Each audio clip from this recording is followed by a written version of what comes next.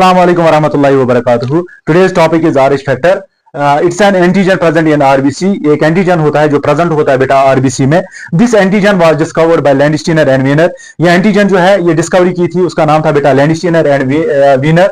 It was first discovered in rhesus monkey, hence the name Rh factor. इसलिए इसका नाम जो है बेटा वो रिसस फैक्टर रखा गया. There are many Rh antigens but only the D antigen is more antigenic in human. बहुत सारे आरएच एंटीजन्स है लेकिन ज्यादातर जो एंटीजेनिक है वो है डी एंटीजन. ये बॉडी को ज्यादा मजबूर करता है रिएक्ट करने पे डी एंटीजन जो होता है. ठीक है, द पर्सन इज हैविंग, जिन पर्सन में डी एंटीजन प्रेजेंट होता है आरबीसी के सरफेस पे उनको हम आरएच पॉजिटिव कहते हैं. और जिन पर्सन को विदाउट डी एंटीजन, जो जिन पर्सन के आरबीसी पे डी एंटीजन एब्सेंट होता है उनको हम आरएच नेगेटिव कहते हैं. फॉर एग्जांपल अगर मैं यहाँ पे एक आरबीसी बनाऊंगा, ये एक आरबीसी है, ठीक है, आपको समझ आएगा. यहाँ पे आपको ऑलरेडी पता है कि एंटीजन प्रेजेंट होते हैं. ये ए एंटीजन है, फॉर एग्जांपल एंटीजन है, ठीक है. उसके बाद अगर और एक एंटीजन प्रेजेंट है, यानी कौन सा जो हम पढ़ रहे हैं इस वक्त, फैक्टर, आरएच फैक्टर जिसे कहते हैं, आरएच फैक्टर जिसको हम डी एंटीजन कहते हैं, या डी में यहां पे लिखूंगा. तो ये वाला जो ब्लड है ना ये होगा बेटा, क्योंकि आरएच पॉजिटिव है. हमने क्या कहा, the person having D antigen, उनको हम क्या कहते हैं बेटा, आरएच पॉजिटिव. तो ये ब्लड जो है एंटीजन कौन सा प्रेजेंट है बेटा, ए. तो ये जो ब्लड होगा ना ये ब्लड ग्रुप होगा बेटा ए पॉजिटिव. इसी के बाद अगर मैं दूसरी आरबीसी यहां पे बनाऊंगा और एक आरबीसी सेल में बनाऊंगा यहां पे, अगर यहां पे ए बी है, फॉर एग्जांपल एंटीजन दोनों प्रेजेंट है. कौन सा एंटीजन, ए और बी, प्लस यहां पे क्या है बेटा आरएच बॉडी यानी आरएच फैक्टर प्रेजेंट है. तो इस ब्लड ग्रुप को हम क्या कहेंगे बेटा, ए बी पॉजिटिव. ठीक है, उसी तरीके से अगर मैं और एक सेल बनाऊंगा यहां पे आरबीसी की, ठीक है, अगर आरबीसी ये है कोई एंटीजन मौजूद नहीं है, ठीक है, और आरएच फैक्टर भी मौजूद नहीं है, तो हम क्या कहेंगे बेटा, ये पॉजिटिव की नेगेटिव, तो हम कहेंगे नेगेटिव. क्योंकि जब डी एंटीजन प्रेजेंट नहीं है, ओके, और एंटीजन प्रेजेंट नहीं है, तब हम उसको क्या कहते हैं बेटा, ओ पॉजिटिव या ओ नेगेटिव. यहां पे अगर डी पॉजिटिव, डी प्रेजेंट है तो पॉजिटिव कहेंगे, अगर नहीं प्रेजेंट तो हम क्या कहेंगे बेटा, नेगेटिव. तो ये जो वाला ब्लड ग्रुप होगा ये होगा नेगेटिव.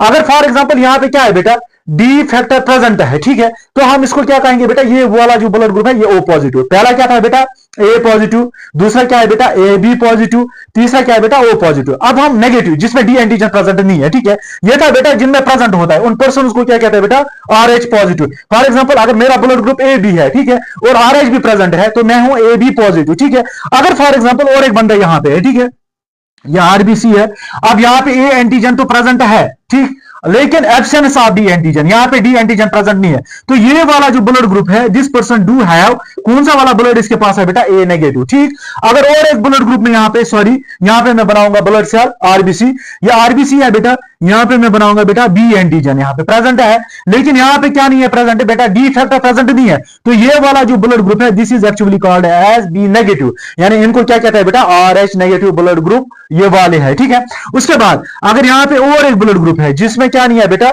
यहां पे एंटीजन प्रेजेंट है, कौन सा एंटीजन प्रेजेंट है बेटा, A B. You know that जब एंटीजन ए बी प्रेजेंट है, क्योंकि ये डोमिनेंट है, ये कोडोमिनेंट हमने आपको पढ़ा है, तो ये वाला जो ब्लड ग्रुप है ये होगा ए बी ब्लड ग्रुप. अगर हम डी एंटीजन यहां पे रिप्रेजेंट करेंगे तो ए पॉजिटिव, अगर यहां पे D antigen D factor present नहीं है तो हम क्या कहेंगे बेटा, ये वाला ब्लड ग्रुप जो है ये है ए बी नेगेटिव. ठीक है, यहां पे अगर आप देखोगे यहां पे क्या है बेटा, ए बी पॉजिटिव, क्योंकि यहां पे डी एंटीजन प्रेजेंट है.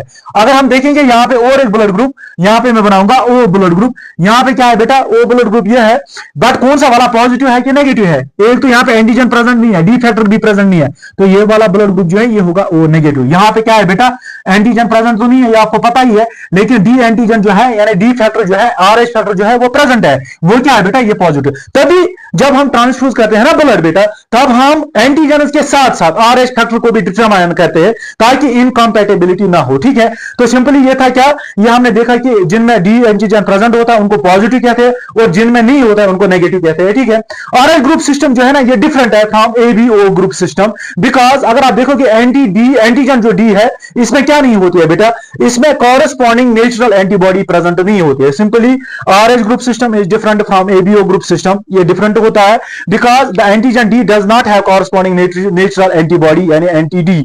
अगर हम आरएच पॉजिटिव ब्लड ट्रांसफ्यूज करेंगे आरएच नेगेटिव को, ठीक है, यानी फॉर एग्जांपल मेरे पास एक बंदा जो है वो ए पॉजिटिव है, ठीक है, ये वाला ब्लड ग्रुप ए पॉजिटिव वाला, ये हम ट्रांसफ्यूज करेंगे बेटा ए नेगेटिव, तो क्या हो जाएगा बेटा, anti D is developed in that person. तो ये जो है ए नेगेटिव, इसमें क्या हो जाएगी बेटा, एंटी डी जो है ना एंटीबॉडीज बनेंगे, ठीक है।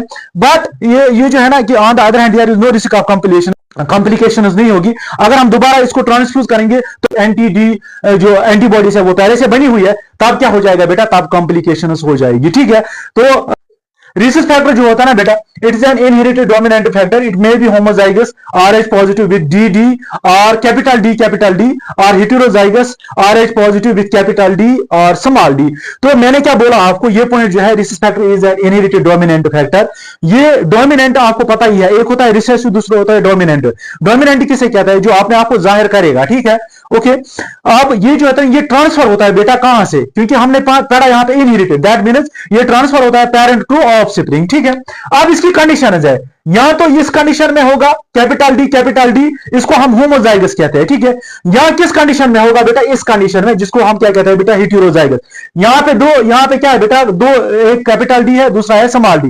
कैपिटल डी और स्मॉल डी क्या है, कैपिटल मींस डोमिनेंट, यहां पे क्या होगा बेटा, यही होगा जाहिर, क्योंकि डोमिनेंट जो होगा वही जाहिर होता है रिसेसिव में। उसके बाद recess negative occurs only with complete absence of capital D, okay, that is with homozygous small D and small D. Capital D क्या होता है बेटा, ये आपको पता है, जब आपने जीन्स के बारे में, डोमिनेंट हम कैपिटल लेटर से इंडिकेट करते हैं, जैसे फॉर टॉल कैपिटल टी यानी कैपिटल लेटर्स में लिखते हैं, ठीक है, उसको हम डोमिनेंट। और जो रिसेसिव होता है उसको हम स्मॉल से, जैसे यहाँ पे टॉल के लिए हम स्मॉल टी, यहाँ स्मॉल आर राउंड के लिए, यहाँ रिंकलेट के लिए small W, okay, got it.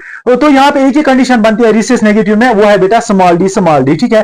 तो ये क्या होता है बेटा, रिसेस फैक्टर जो होता है ना, ये इनहेरिट होता है बेटा from parent to the offspring.